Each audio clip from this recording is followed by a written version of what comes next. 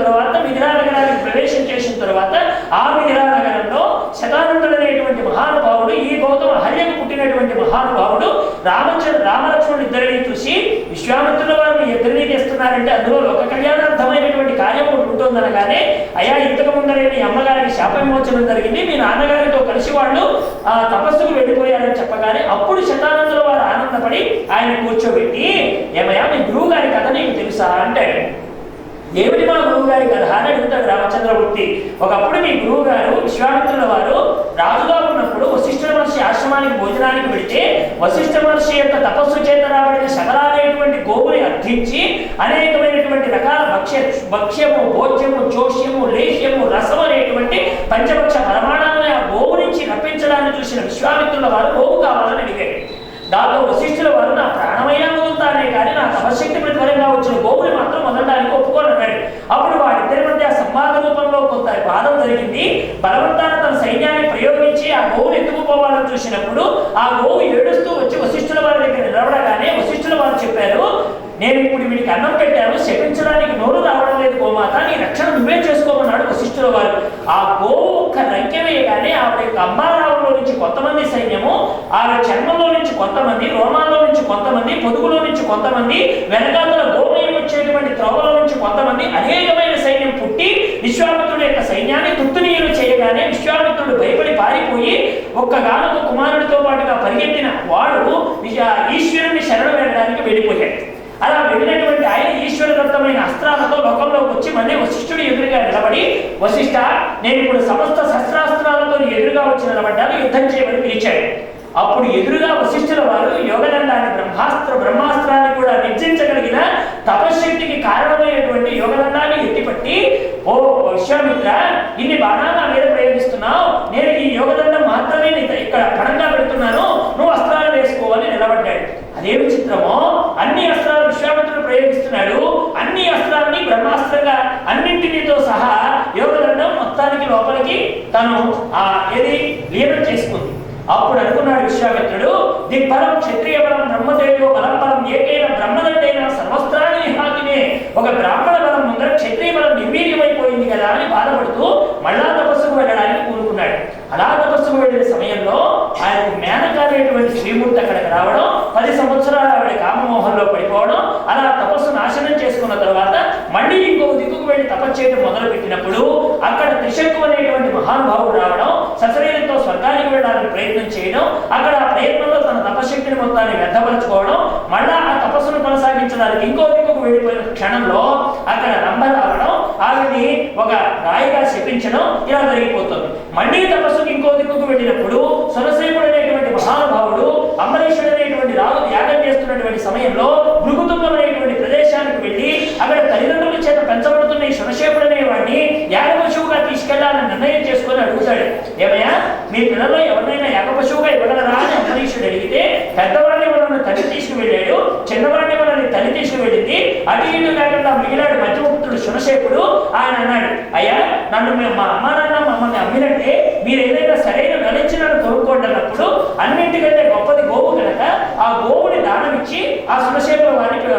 పుచ్చేసుకుంటాడు ఆయన. అలా పెడుతున్న సురసేనుల వారు మార్గమధ్యంలో విశ్వామిత్రుడి ఆ అష్టమ సందర్భంలో అక్కడ ఆగుతాడు ఎవరు అంబరీషుల వారు.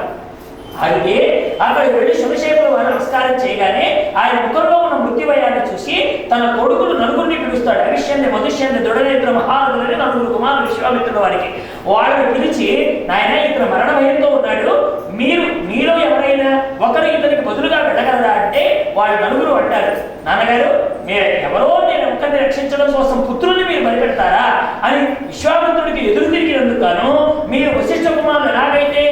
స్వపంచులై జీవిస్తున్నారో అలాంటి జీవితంలోకి వెళ్ళిపోతురుగా కానీ శాపం వేయడం జరుగుతోంది. ఆ తర్వాత మళ్ళీ క్రోధానికి లోనైనటువంటి ఈయన మళ్ళీ ఇంకో దిక్కుకు వెళ్ళి తపస్సు చేస్తున్నప్పుడు అక్కడ ఇంద్రుడు మారువేషంలో బ్రాహ్మణ రూపంలో వచ్చి అతను పాలన పూర్తయిపోయే సమయంలో కొద్దిపాటి అన్నాన్ని తింటుండగా ఆ బ్రాహ్మణ వేషంలో వచ్చిన ఇంద్రుడు, అయ్యా ఆకలేస్తోంది అన్నం పెట్టండి అని అడిగితే, వచ్చిన వాడు ఇంద్రుడని తెలిసి కూడా, ఇది తనకు పరీక్ష అని తెలిసి కూడా, అన్నం దేహానికి కారణమని తెలిసి కూడా ఆ అన్నాన్ని ఇతరులకు దానం చేయడం కంటే పుణ్యం ఇంకోటి లేదని గుర్తించిన విశ్వామిత్రుల వారు కోపాన్ని దిగమింగుకొని కామానికి తాపివ్వగా అరిషడ్వర్గాలు అదుపులో పెట్టుకొని అన్నాన్ని ఇంద్రుడికి దానం చేసినప్పుడు అప్పుడు ఇంద్రుడు పిలుస్తాడు, నువ్వు బ్రహ్మర్షివయ్యా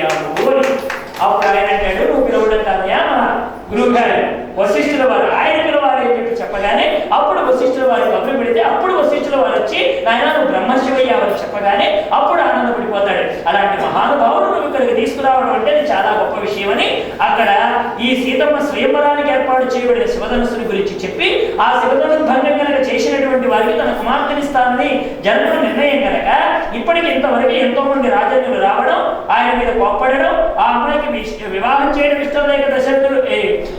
జనకుల వారి లాంటి పందెం పెట్టారని అతడితో జగడం రావడం కారణమైంది. ఈనాడు మీరు రావడం వల్ల దానికి ఏమైనా పరిష్కారం లభించవచ్చు అని అనగానే ఆ ధనస్సుని చూస్తానని రాముడు అనడం, అక్కడ జనక మహారాజు గారు దాన్ని తెప్పించడం, అక్కడ విశ్వామిత్రుల వారి యొక్క అనుగ్రహంతో వశిష్ఠుల వారు మొదలైనటువంటి గురువుల యొక్క స్మరణతో ఆయన శివధనుర్భంగాన్ని చేయడం, నా సీతనిస్తానని జనకుడు పలకగానే ఇప్పుడు కాదయా నువ్వు ఇవ్వడం, ముందు మా నాన్నగారు ఒప్పుకోవాలి అని ముందు దశరథ మహారాజు కబురు పెట్టి అక్కడ దశరథ మహారాజు కబురు పెట్టగానే అంతే వేగంగా వచ్చిన దశరథ మహారాజు జనకుడి యొక్క ఔన్నత్యాన్ని గమనించి సీత యొక్క శుభలక్షణాలన్నీ గమనించి ఇక్కడ జరుగుతున్నటువంటి వివాహం లోక కళ్యాణానికి ఉపయోగపడుతుందని అంగీకరించిన దశరథ మహారాజు ఇంతమంది మహాత్ముల యొక్క సమక్షంలో సీతారామ కళ్యాణాన్ని వైభవోపేతంగా జరిపించడం అనేటువంటి కథాభాగంతో బాలకాండ ముగుస్తుందన్నమాట. బాలకాండ చాలా విశేషాలు ఉంటాయి కథలు, ఎందుకంటే అదంతా తపస్సు, ప్రతి చోట తపస్సు అంతర్లీనంగా ఉంటుందన్నమాట. అటువంటి తపస్సు ప్రధానంగా కలిగిన కాండ. స్వాధ్యాయం ఎవరు చేస్తారో, తపస్సు ఎవరు చేస్తారో అది బాలకాండలో లోనికి తీసుకువెళ్ళి మనకు అటువంటి బలం విష్ణువు ప్రవర్తితం అంటారు చిట్ట చివరిలో. అంటే విష్ణు బలం పెరగడానికి కారణమైనది ఏమిటంటే తపస్సు. నువ్వు ఎంత భగవంతుడి గురించి తపస్సు పడతావో, ఎంత స్వాధ్యాయం చేసి నీలోకి నువ్వు ప్రయాణం చేస్తావో అంత విశేషంగా భగవంతుడి అనుగ్రహాన్ని మనం పొందగలమనడానికి బాల్యంతో ప్రారంభమై సీతా కళ్యాణంతో ముగుస్తూ 12 ఏళ్ల పాటు మళ్ళీ తిరిగి అయోధ్యకు వెళ్ళడానికి ఉద్యుక్తులైనటువంటి వారి యొక్క కథతో మనకు బాలకాండ పరిసమాప్తమై అయోధ్యాకాండకి ప్రారంభవచనాన్ని పలుకుతాడు వాల్మీకి మహర్షి వారు. అటువంటి అయోధ్యాకాండలోకి మనం రేపటి రోజున వెళ్ళే ప్రయత్నం చేద్దామని మనవి చేస్తూ ఈ మూల ప్రవచనానికి స్వస్తి. ఓం సహనా భవతు సహనౌ భునక్తు సహ వీర్యం కరవావహై తేజస్వినావధీతమస్తు